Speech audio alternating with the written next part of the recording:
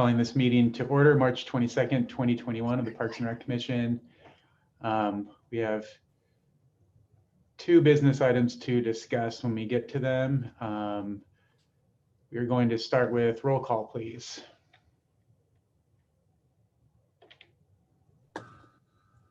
Commissioner Brown. Here. Commissioner Elson. Here. Commissioner Miles.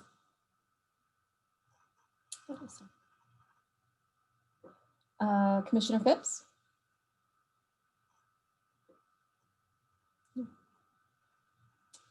Commissioner Ravazio. Here. Commissioner McPherson. Here. Vice Chair Janowski. Here. Chair Blomgren. Here. Okay, agenda item number 2 is open time for public comment. This is a time for any members of the public to make comments on any items that are not in the agenda. Do we have any questions on email or from our attendees? I don't see any hands up. Anything on email? I did not receive any emailed public comment for open time. Okay, we'll close public comment. On to agenda item 3, presentations. There's one presentation tonight. That's the budget update from our finance director, Daria Carrillo. Good evening, commissioners. I'm Daria Carrillo. I work in the finance department for the town, and I was asked to give a budget update. And before I do that, I thought I'd just briefly review the different pieces of the recreation budget.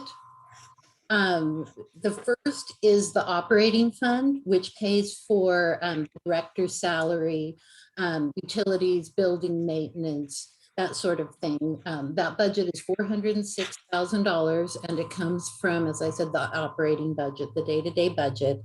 And that's normally comes in under budget or right on budget. And this year it's on track so far to come in under budget. The local sales tax fund, the Corte Madera sales tax fund, pays for some senior programs.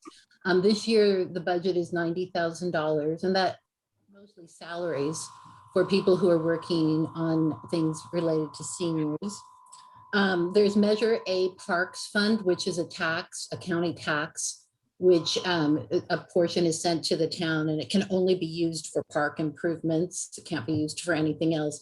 And this year in the budget, about $327,000 was spent on the Skunk Hollow mini park.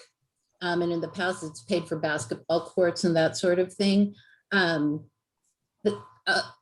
$254,000 was accumulated in that fund this year, which is why, in addition to the money we received in the fund, that we were able to pay for such a large item, because generally the town has received, $75,000 to $80,000. This year, because of the COVID-19 emergency that's affected everything, including sales tax, we expect to receive about $60,000 instead.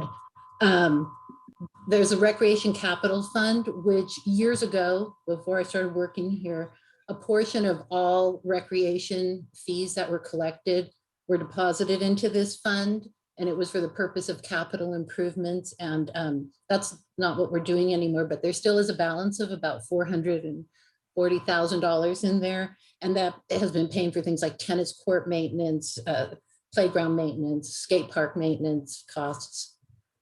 And then the main fund is the recreation fund, which is intended to be self-supporting. The total budget this year is about $700,000. And this, all the revenues and expenses related to various recreation programs, as well as rental income is in there. And it pays for, aside from the program expenditures, it pays for recreation administration, which is various staff salaries, such as the recreation coordinator and supervisor, and pays for supplies and computers and all of that sort of thing. So in terms of this year's budget, due to the coronavirus, it's a little bit different. Rental revenue is drastically down because of course, you know, people were not allowed to congregate or hold meetings or gatherings or anything like that. It's about $77,000 less than it was in the previous year at this time, but things may be turning around. I don't know. In March, $9,000 was collected, and for the whole fiscal year so far, only $20,000 has been. So that's nearly half just in the first 2 weeks of March. So maybe rentals will be allowed, you know, outdoor rentals or facility rentals. And then the programs are a little bit different in the past. So again, it's kind of hard to make a comparison because it's a little bit different. The, I guess it's called the school camp program, which didn't exist previously, but, you know, did this year, of course, is as of today showing a surplus of about $169,000. But of course, you know, there's other expenditures that haven't come in yet. And that's just a snapshot as of today. And enrichment and sports, which is generally, I think so far, the soccer program is showing a slight surplus also of $4,800. But I said rental revenue is down drastically, you know, and that's part of what pays for the administration, which is about $156,000. So, but so far the recreation, as of today, the recreation fund has a surplus of about $43,000. And last year it had at this same time a deficit of about $29,000. So that's just where we are now. If there's any sort of a deficit, then the general fund does have to cover that.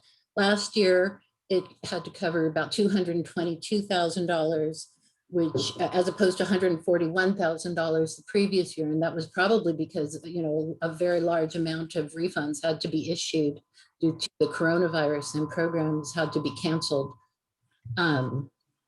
So that is, that's my brief overview, and I'm happy to answer any questions if anyone has them. Thanks so much. Any questions? Oh, Commissioner Ravazio. A question about the $440,000 capital improvement sort of reserve account or whatever. I can't remember exactly what you called it. Can you just tell us a little bit about process? So if there are proposals for capital expenditures, is it this budget cycle that we still have to go through, even though that money is already earmarked for Parks and Rec, it still has to go through the council? If you could just sort of explain process for. Yes, the budget process, we had done a 2-year budget previously. This year, we're going to do a 1-year budget, but any projects are included in the budget, and the council, of course, has to approve that. So yes, any request should be submitted. I'm working on the budget now for next year. It's not finished by any means, but if yeah, any requests for next year should be submitted, and the council would have to approve any of them. Okay, so we're sort of up against a deadline of soon if we were going to try to do anything. Yes, and the budget is amended sometimes, so it's not as though if it didn't make it into the budget, you know, in time for the council to approve it, that it could not go in, because the budget is amended. We had amendments, I believe, this year. So good, that's good to know. Okay, thank you.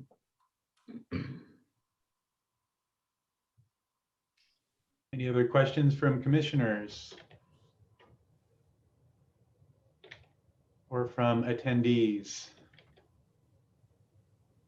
I have a question, Daria. The local sales tax, the 90,000, is the mandate to go to senior programs coming from town council? Is that something that the Park and Rec controls, or is that sort of, like I said, mandated by who decides how that's spent? when that sales tax was passed, there were a few areas that were promised to the public that that sales tax would go to. One of them being senior and youth programs. Other were like flood control and streets and fire prevention, that sort of thing. But it was actually called senior and youth programs that that people were allowed to, that we're told that the sales tax would go towards. And so that's why it's been going towards that. And yes, the council has approved that. Yes. Thank you.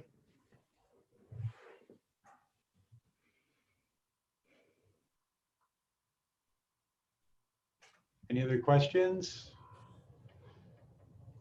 I don't see any hands raised from attendees. Thanks so much Daria, being for with us, joining Daria. I us. appreciate it. Okay, thank you. Okay, we'll move on to agenda item number 4, which is our consent calendar. Because of our special commission meeting on March 8th, there's actually 2 draft minutes to approve right now. We're going to do them one at a time. The first is the draft minutes from the regular February 22nd commission meeting. Are there any additions or edits to the February 22nd minutes anyone would like to make? Yeah, I have one clarification to item 3C about the National Fitness Campaign fitness courts. The total local responsibility is $331,400. I think it was listed in the minutes as $33,400. Just want to make sure that that gets corrected. Thanks. That's an important one. Thank you. And thank you for reviewing them. Any other edits? Okay, can we get a motion to approve the February 22nd meeting minutes? I'll make a motion to approve those minutes. And a second? I'll second. Okay, so approved. Thank you very much. And we'll move on to the draft March 8th special commission meeting minutes. Are there any additions or edits to those minutes?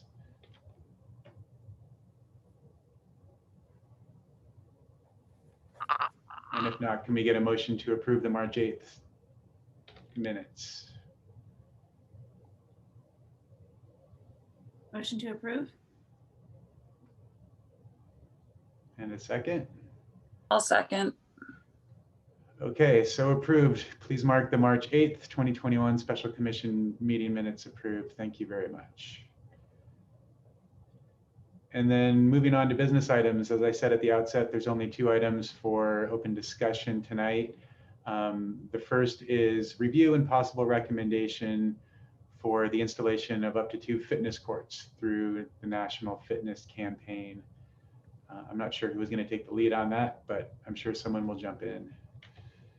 I'll go ahead and share the staff report, and then if Commissioner Brown wants to add anything, she is welcome to do so.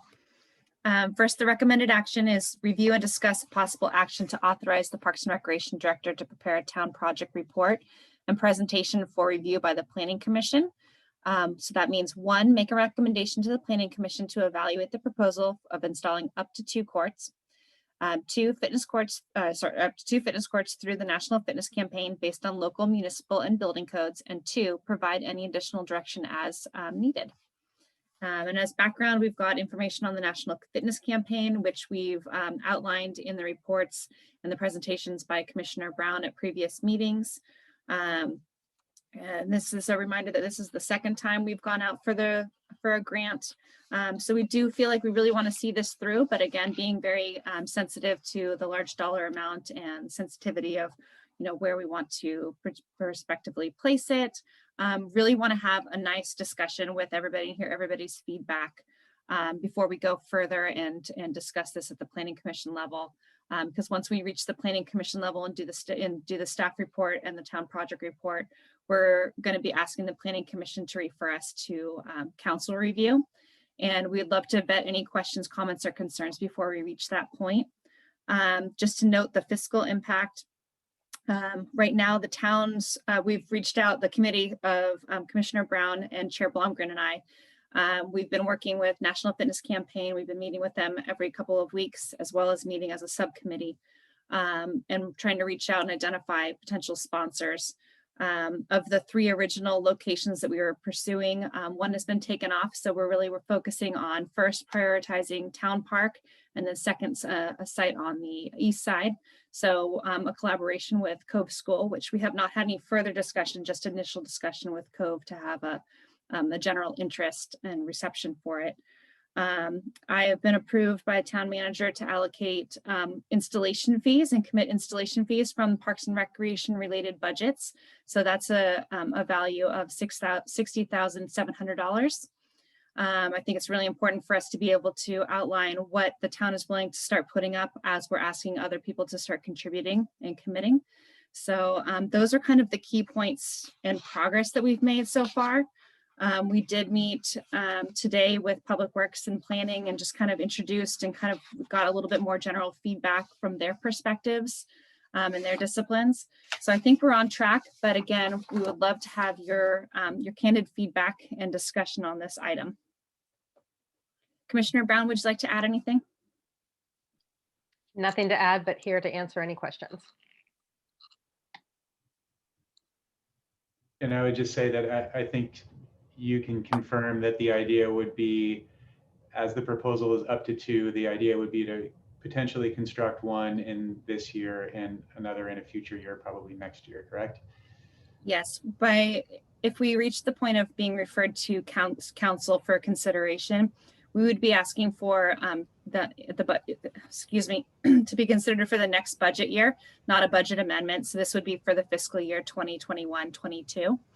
And we would be asking for 1 court, and that would be on the town park side. And then we really wanted to facilitate the conversation during our master plan community engagement for the 2nd court. Okay, and so what you're looking for tonight is a discussion and then perhaps a referral for the town, for Parks and Rec, to prepare a study of the potential for up to 2, but a referral to town council would only be for the money for 1, correct? Yes. Okay. So I make sure it's clear, since it goes kind of 2 to 1, so make sure everybody understands that. Yes. So we've discussed it in the past, and there's information in the packet. Does anybody have any thoughts on how to move forward, or if to move forward, or what the next step should be? I'd like to just hear a little bit more. I know I got one report quickly after it happened, but I know there was a presentation to the beautification committee, and I think also the foundation community. And I'm just wondering if you could just characterize what was the general response from some of these community leaders that you spoke to, and were there concerns? Yeah, we presented to the Community Foundation, I think it was on March 8th, and took them through the program and what we were hoping to do with having 2 courts, and the financials and what would be required in order to get it done.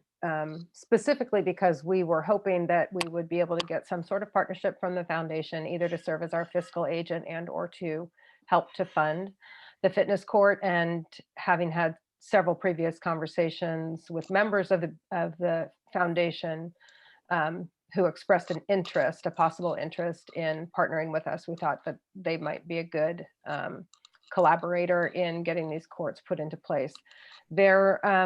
The feedback was on a couple of different fronts. One was a question about whether or not we were putting the cart before the horse, and that was about timing as it related to the overall master plan process that we're going through.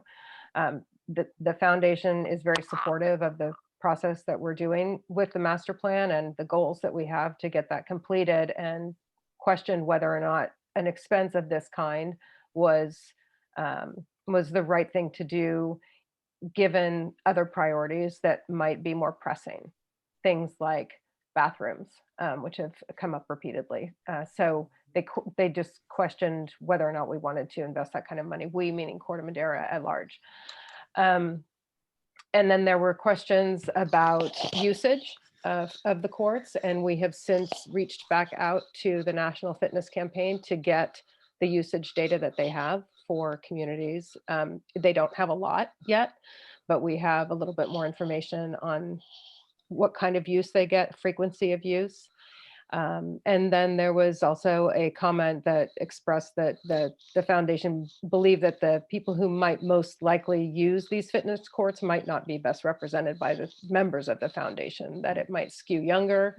And so they just wanted to recognize that while it might not be personally appealing to them, it might be broadly appealing to the community.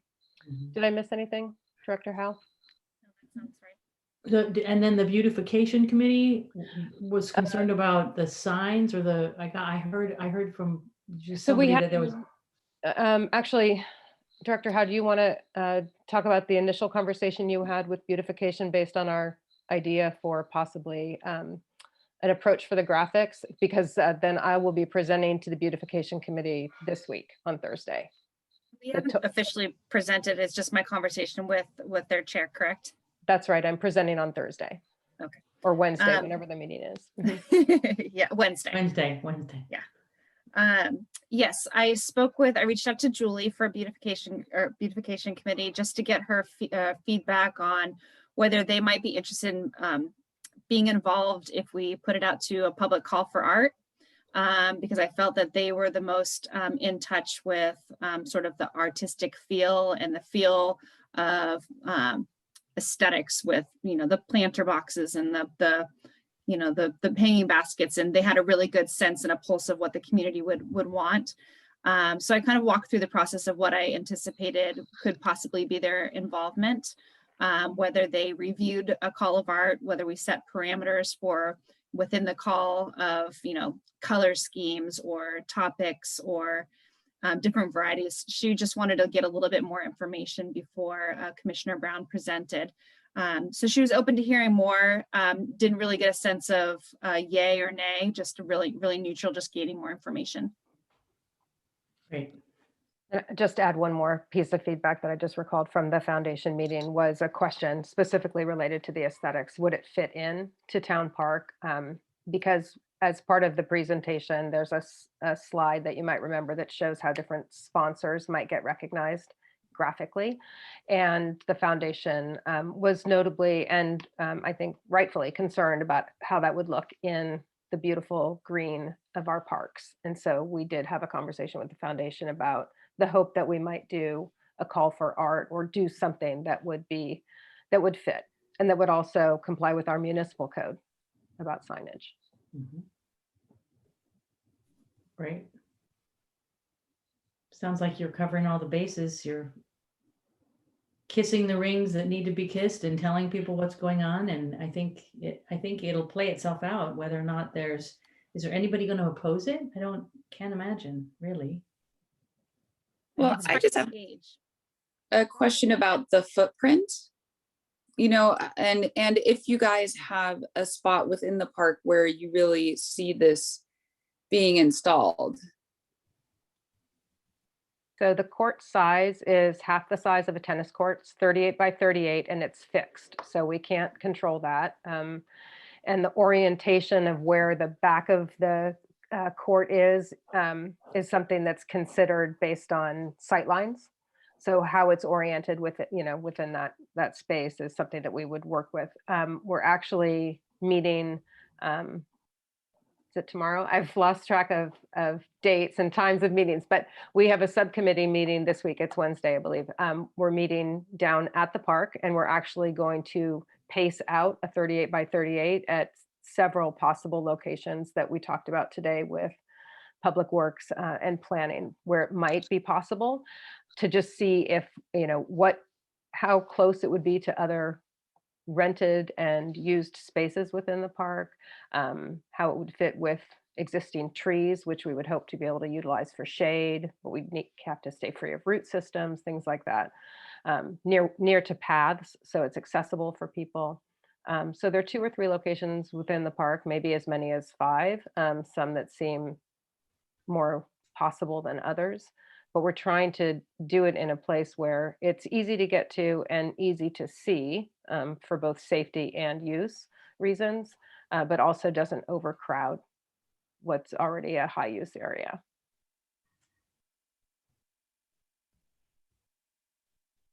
I understand there's time sensitivity with this because we have gotten these grants, but, I just want to make really sure that, if we're putting something so fixed in the park that we don't, regret it later when all of the master plan work is done, and that it's hard because you can't see in the future and see what that is going to look like. So I think that's just probably good to keep in mind.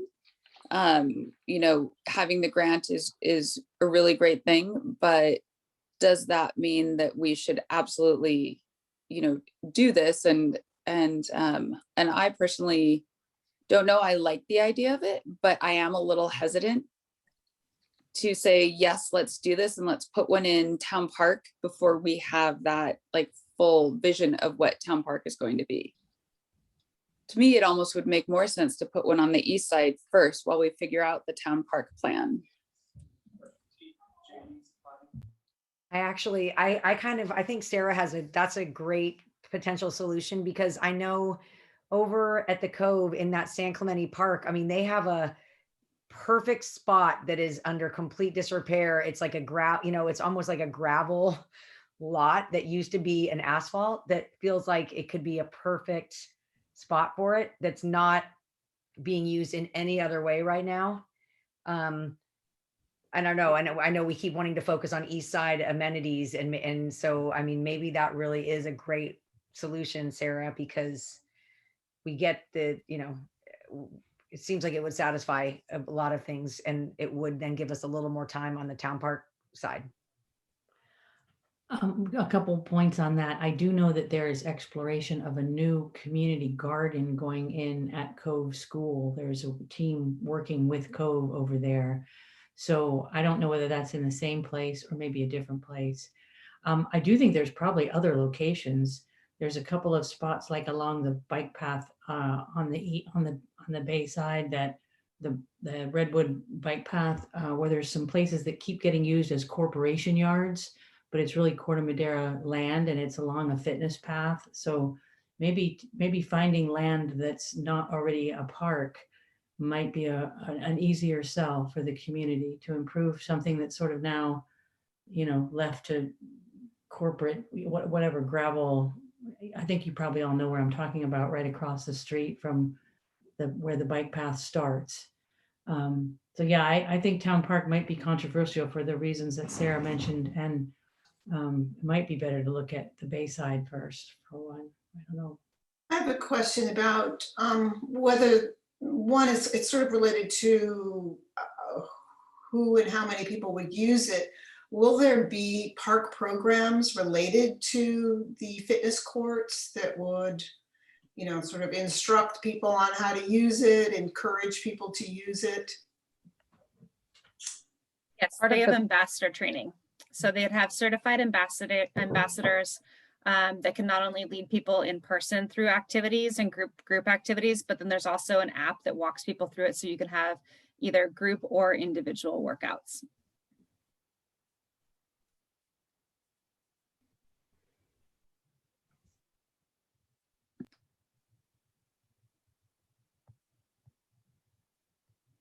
Seems that idea of exploring a potential east side would be something that would come up and be covered in a study by Public Works that Director Howe talked about. It seems like a good place to address that question for sure. And as far as the instructions, I've certainly gotten the impression from looking on the website and listening to the people who build the fitness courts that they have what they feel is an enduring relationship with the ones that they've built. And they are trying to not just build them and walk away. I think it is a nonprofit, and they are trying to stay involved with the ones they've built to keep them active and used.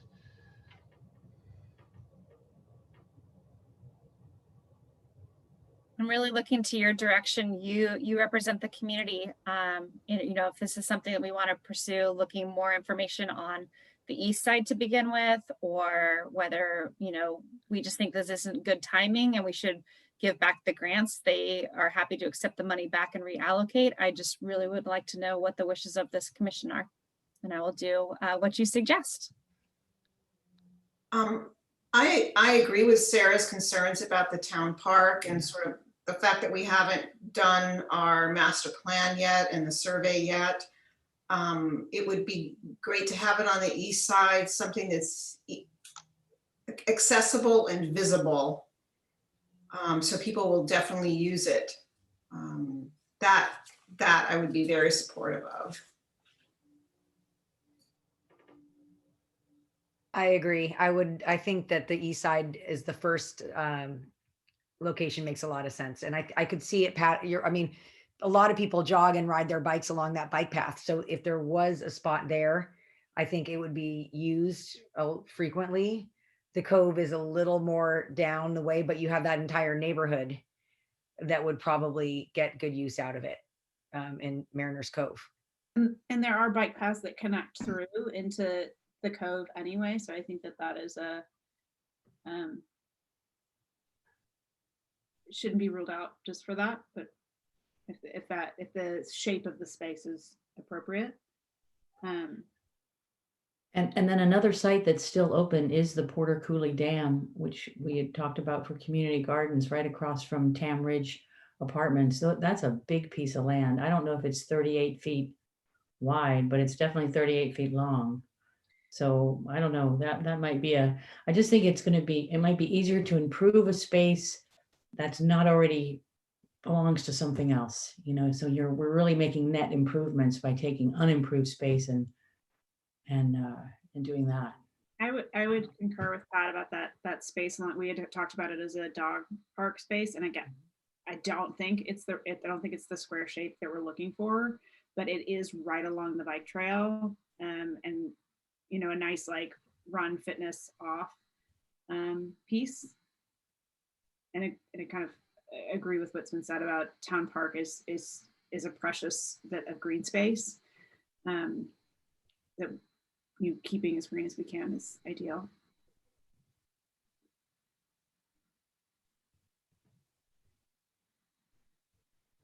I think at this point, we're not looking to make a recommendation to go forward with one site or another. We're not even looking to make a recommendation to go forward with any site. What we're looking for is if we're supportive of continuing to explore a fitness court and looking at our options, whether they're east side or west side at the locations discussed. That can be something that we can choose to move on tonight and vote on. I personally feel that with the timing that now is a good time to continue to explore it. So I personally would like to do that, but I will definitely defer to the democratic process here if others think it's not the time to even make that motion to study it further. I concur with the chair that it's worthwhile to continue to explore. Yeah, I'd like the option on both east and west side, and then we can have the, at least the ability to look at what's available and then decide, like, look, we have some great options on the east side, or this spot in Town Park really does make sense, and we can decide from there. Mm-hmm. I concur as well, and just want to add that from previous surveys, the request for fitness activities and fitness equipment that can be used was pretty high on the list. It actually was one of the reasons why our first rec center proposal didn't get passed, because there were people who just wanted it to be like a big fitness club. And this was before Bay Club, but regardless of that, I do think that survey is not going to show that people aren't interested in fitness. So, the survey is going to be helpful, but we sort of know that it is something that people desire. I think we know that. So I'd say yes, continue to pursue it and, see if we can find the right spot. And to be clear, Director Howe, I believe you're talking about a proposal for further study by Public Works, but is there an actual survey of residents that would be part of that? I just want to make sure we're not potentially voting on something that's not going to happen. Clarify a little bit more about it's called the Town Project Report, and it's the same report that I presented for the park sign template. So essentially, it's our own research, my research, our background, and then it goes through a bunch of questions that related to planning and building and codes and things of that nature. So it's really, in order to complete a report, that report, we really need to be a little bit further in the process in the consent to move forward. So if we don't have a consensus on what direction to take right now, I wouldn't suggest doing that quite yet.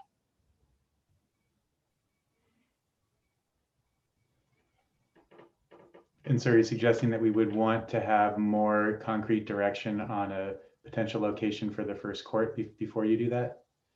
Yes, so I would want to have the commission be making a recommendation and supporting the project a little bit further. So sites that would go, it sounds like we just need to take a pause and backtrack a little bit and do a little bit more research and bring back to the commission some specific sites. I would agree with that.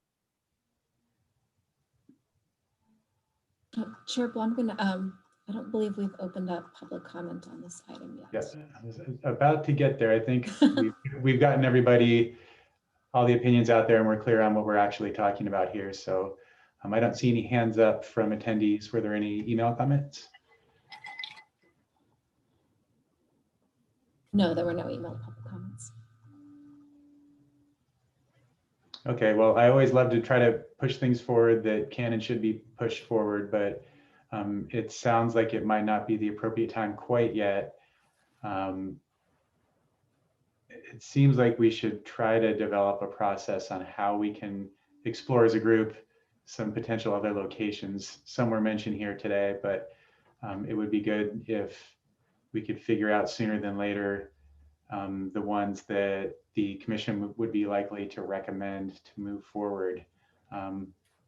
We can try to do that right now. I look forward to hearing from anyone on how we might go about that, whether it's a field visit or if we would have to wait an entire month until next month to bring it up again. Could we do our own research and just email to Ashley sites that we think might work? And if we do it individually, that wouldn't probably be a problem, right? We could certainly do that. And then those locations and ideas could be assembled in the agenda for next month. And the sooner the pre-read goes out, the better. And hopefully everyone would read that pre-read and have some educated ideas on what they'd be willing to support by the next meeting. That way we could get to the point where we've done all our homework in the last month and we'd be ready to potentially push something forward. And like I said, the sooner the better, so we have some time to digest the agenda and figure out what we think is the right path next month at the meeting. Would the commission like to set a deadline on commissioner feedback and suggestions so that the planning committee could go out and kind of vet them a little bit based on NFC's guidelines of high trafficked, highly visible locations, and then also kind of mark out the 38 by 38 so we can provide pictures to the commission next meeting?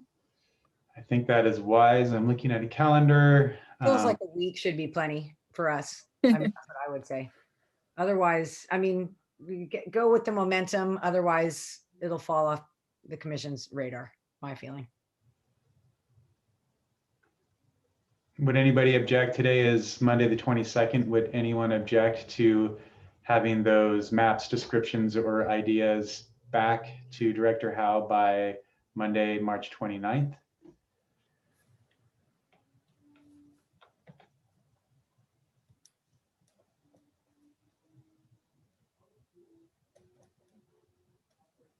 That works. I hear no objections. I don't think it's something we need to vote on, but if we're going to put this on the agenda for next month, we can serve this as our reminder to get those comments to Director Howe by Monday the 29th.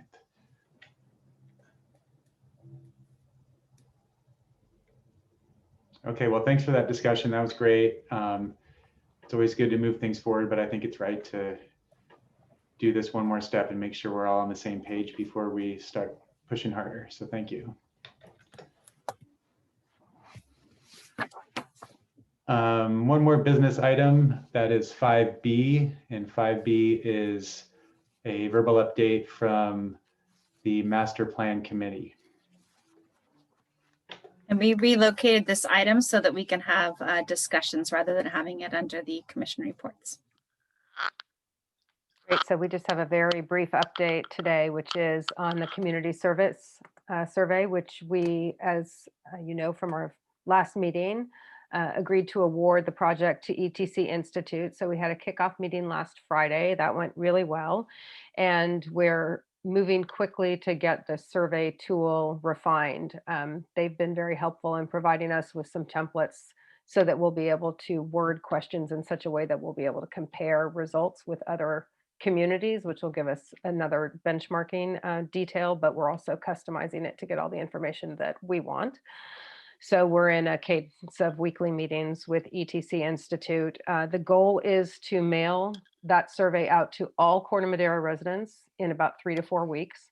And in addition, we will be sending an online survey link to non-Corte Madera residents who use park and rec programs and services. So we'll get those additional responses.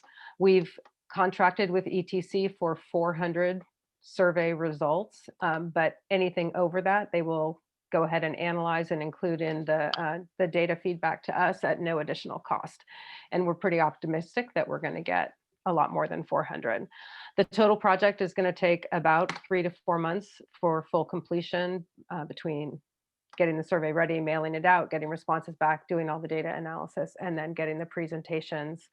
And our goal is to, subsequent to getting the data back, to hold community engagement meetings, similar to what was done for the town hall, when we invite people in and get much more conversation and rich qualitative feedback on the data that we find from the survey. And those meetings will happen hopefully in the fall, and we're hoping that we'll be able to do those in person. Next month, we would like to, as a master planning subcommittee, actually make a little bit more formal of a presentation, not just a verbal update, and share with everybody just a broader step back view of what we're trying to achieve with the master plan, take you through the mission, the objectives, the guiding principles that we're using, some of the key milestones and activities in the process, and some of the timing that we think is realistic to get the master plan complete. And just one other item of necessary conversation, I think, for us to have is, I think, like I said about the survey, we know that people are interested in Parks and Rec programs, and there's going to be a lot of things that they want. And we know that a lot of those arrows will be pointing to the community center. That's been a long time need in the community to expand and create better workable classroom spaces within the recreation center. So even though we are still doing the long range planning, we are slowly but surely inching our way forward with looking at the community center itself as a part of making this part of a two-pronged thing. And if you really want us to hold back and not do anything on the rec center until after we hear from the community, I think that would be a good conversation to have, but also it's just the acknowledgement of these are 10 and 12-year projects. So the idea that we get started now rather than wait until the fall to think about getting started, it just makes sense to me if we're going to hope to move things along. So I'd love to hear anybody else's thoughts on that, though. Maybe just by way of a little bit more clarification on what Pat's referencing. I think we mentioned a couple meetings ago that we were having some initial conversations around the community center and getting it to a place where it meets the needs for Park and Rec's programs. And that we've been able to work with Commissioner Phipps' husband, who is a renowned architect, and he's giving us some of his time to help just conceptualize broadly the kind of square footage and space that we would need to accommodate the programs and the events and the revenue generating opportunities that Parks and Rec has now and towards the future. And the purpose of this at this time is not to get to a design for the community center or an aesthetic or a building per se, but to get to a budget number so that we can start to get into the capital investment planning and budget cycle to understand just how much we might need in order to do some of the remodeling and upgrades to the community center that are badly needed. And the reason that this kicked off a little earlier and outside of the master planning process is that last fall, when Director Howe was trying to figure out how to run programs in a COVID world, one of the things that was lacking was classroom space. And so we were trying to solve for classroom space and took a pause to say, what do we really need from the community center? What are the requirements and what would it take us to get there? So we're just trying to get to broad level budget at this point, and then we will dovetail any real development of a community center plan with the master plan process. And as far as budget and as far as this upcoming capital planning that's going on in the next month or so, it's not just setting aside the money to actually build the building, it's setting aside the money to actually develop the plans and do the engineering and those kind of things. So before we're asking for bricks and mortar money, we're asking, and hopefully sooner rather than later, able to ask for some development funds so that we can, do this right.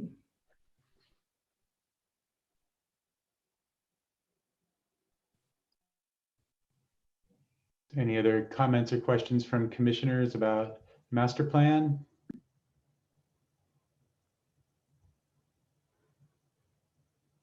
And I'm looking at the attendees. I don't see any hands up. Are there any comments from the public via email on the master plan?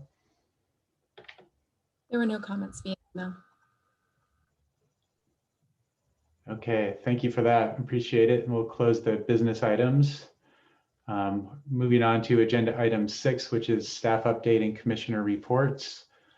Starting with item 6A, which is the director update.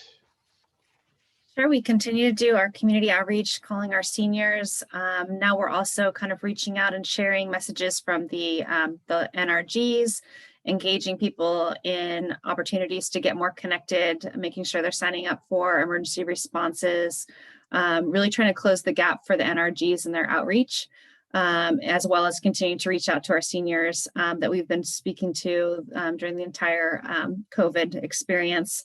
Also trying to generate some more excitement for them, answer any questions about making sure that they've gotten vaccinated and when they can start participating in the update on puzzle and book exchange program. We're really trying to stay connected to our colleagues in other cities that do similar programs and make sure that we're kind of all operating on the same timeline. Novato, I believe, has reopened their partial service of their library.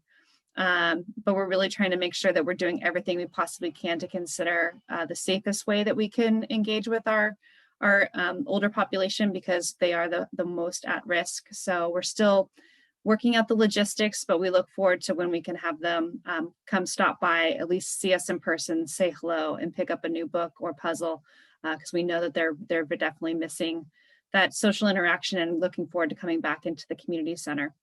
Unfortunately, we don't have an estimated return date, just keeping really in touch with the guidance from the state and social gatherings and all the different protocols that change so often with everything that's COVID related. So just know that we're doing all that we can to stay in touch and making sure that our community members are feeling connected to us as possible. Digital Spring Activity Guide is out. It's been out in the last 2 issues of the town newsletter, so hopefully you've seen it.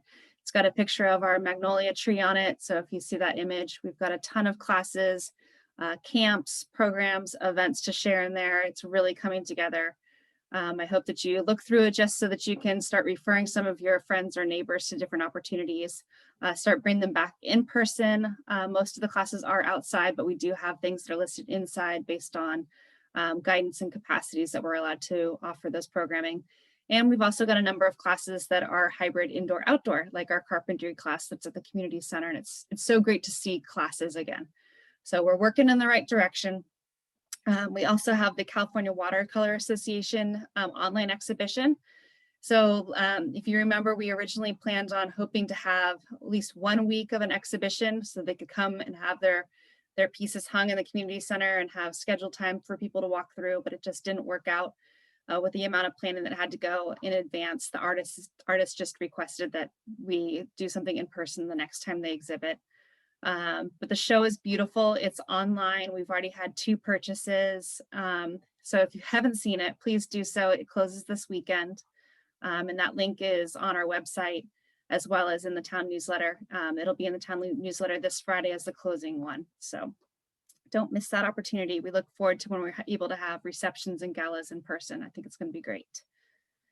And then athletic fields, we've got a ton of use out there. Most of it is permitted, so we are utilizing as much green park space as we possibly can and trying to accommodate as many requests as we can. As you heard from a previous report for our soccer program, the soccer clinics are huge this year. They're also supporting our revenue stream. So they do take up a lot of the space most days of the week, but we do have some other additional groups out there because we really do want to make sure that there's not a monopoly of one sport, but we do prioritize our in-house programs because it helps us offer the classes and programs and maintenance that make it possible for other people to utilize it. So the process, just as a reminder to anybody that asks you or anybody that might watch this, if they want to utilize a field, to contact our office, and we do as much as we can to get back to people as soon as possible of any field access. We've divided the fields into smaller portions. Normally it would have been east side or west side. And now we've got 5 spots on the east side and 3 spots on the west side. So we're doing whatever we can to make it work for as many people as possible. But it does need to be planned out in advance and approved by our department. We collect insurance. We make sure everyone knows what the protocols are. We want to keep everybody safe. Any questions? How are you guys handling unauthorized use? We are trying to go out there and speak to people in person because our soccer program is so large. We have a really good contact with them, and they usually tell us right away if there's an unauthorized group. They know who's supposed to be out there. On the weekends, we do have the new code enforcement officer that's not only responding to the building related concerns and permits, but he's also going through the park and sort of supporting us with that. And once we get a little bit more organized, we're going to have a schedule posted in the boards at the community center and at the softball field. Is he primarily giving warnings or is he giving citations? I believe he's still doing warnings, but I can't answer that specifically because I have not actually got to meet him in person yet. Okay. That would be interesting to get an update on next time, because I just feel like that's been such an ongoing problem, especially on the weekends. Right now, I'm mostly concerned if I can do a community plea for support of just for anybody that looks like they're not following guidelines, not wearing masks, or there's a large group that looks like they're renting a facility, just to let CMPA know, because we aren't authorizing any picnic areas because we are still following the max 3 household social gathering guidance. So we're not reserving any picnic areas. There shouldn't be any rented equipment, no jumpers, no tables, nothing.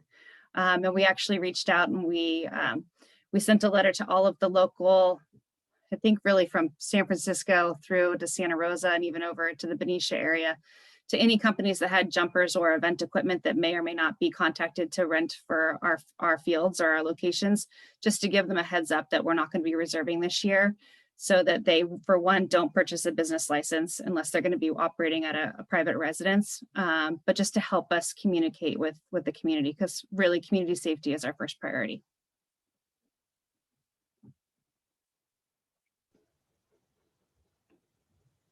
Any other questions, clarifications about director updates? I don't see any from participants online. And is there anything in email? There are no emailed public comments. Great, thank you very much. And we'll move on to agenda item 6B, which is commissioner reports, starting with update on town council meetings from Commissioner Ravazio.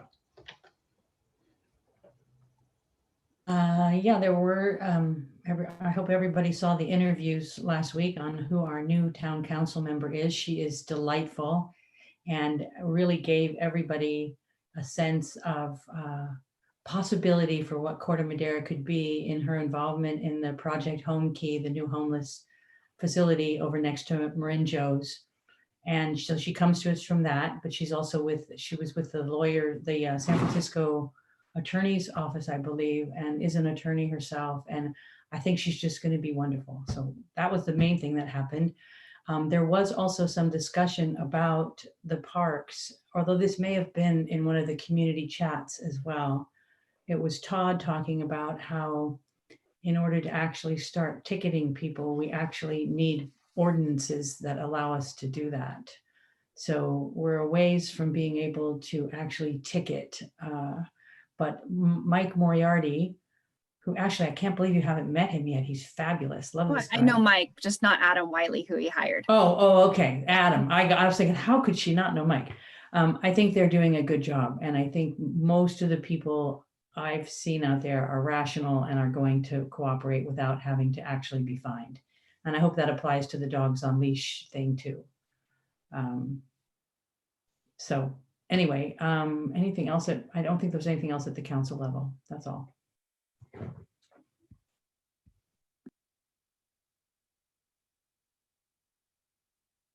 Nate, you're still muted. Thank you. Thank you, Commissioner Ravazio. And the Executive Advisory Committee did not meet. Are there any individual commissioner updates of observations of their last 2 weeks in town? I've got two. One, I've got a child enrolled in one of the programs that has just been released, a Lego program that's happening at Neil Cummins.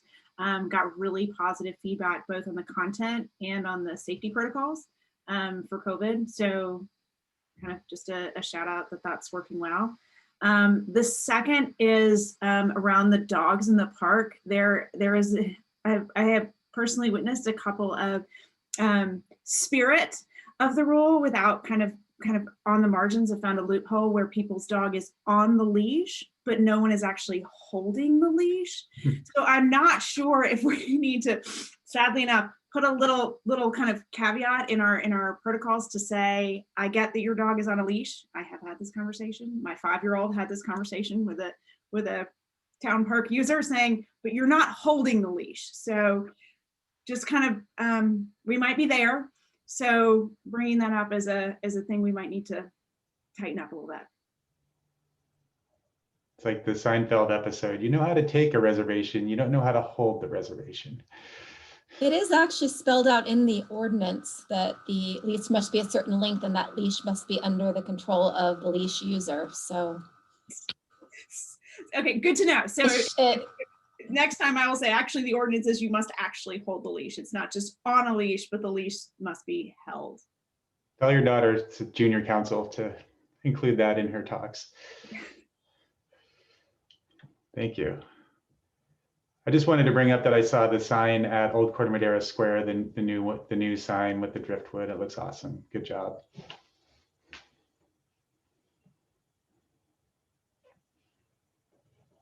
Any other commissioner updates?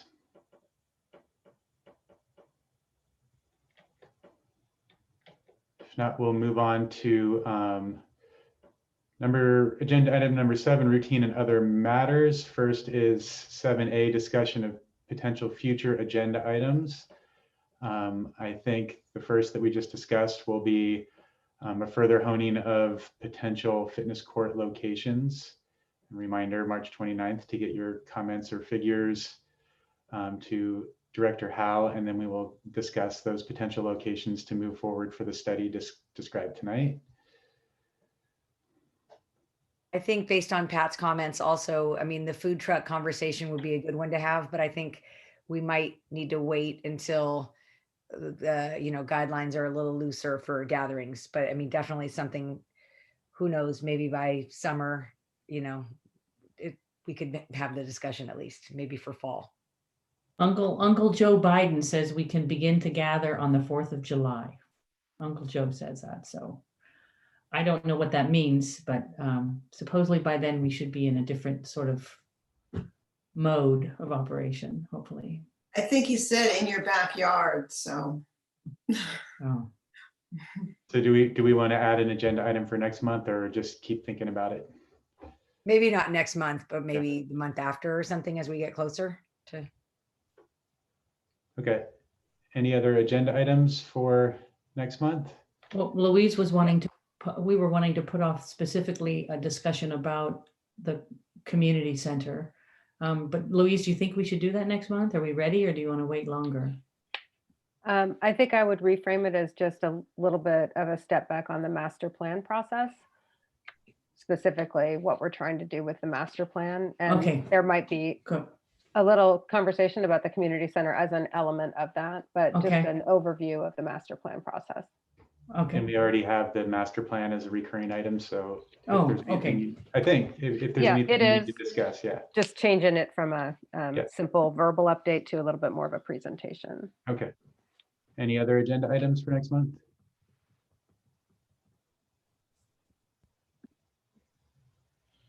Okay, and we'll move to item 7B, items for yearly review. We already talked about the budget in the presentation. And the last is the potential reorganizing of our commission, which is the selection of a chair and vice chair for the next period. I would move that we would continue with our current excellent chair and excellent vice chair moving forward. I would I second would second that. I would be I was- happy to do it. I won't speak for Commissioner Janowski, but I'd be happy to do it. I would be happy to. Okay, thank you. Appreciate it. Do we need to vote on that? I think we do, don't we? Yeah, I can take a vote. Commissioner Brown, Yes. Commissioner Elson, Yes. Commissioner Miles, Yes. Commissioner Phipps, Yes. Commissioner Ravazio, Yes. Commissioner Pearson, Yes. Vice Chair Janowski, Yes. Chair Blomgren. Yes. Thank you. And for next month, our recurring April topic is Commission Capital Improvement Wish List. I'm not sure that deviates too much from the master plan type work that we're doing, but we can have that as an agenda item of capital improvement wish list. And we might want to put it as a subheading to the master plan because it's probably a lot of the one and the same type issues. Noted, thank you. And finally, Commissioner McPherson, you are on for April for monitoring town council meetings and bringing back any info about Parks and Rec. And with that, we are adjourned until our next regular meeting, April 26th, 2021, with one final reminder, March 29th, for any comments or maps about potential locations for fitness court. Thank you, Thank you everybody. all. Thanks very much. you. Have a good night.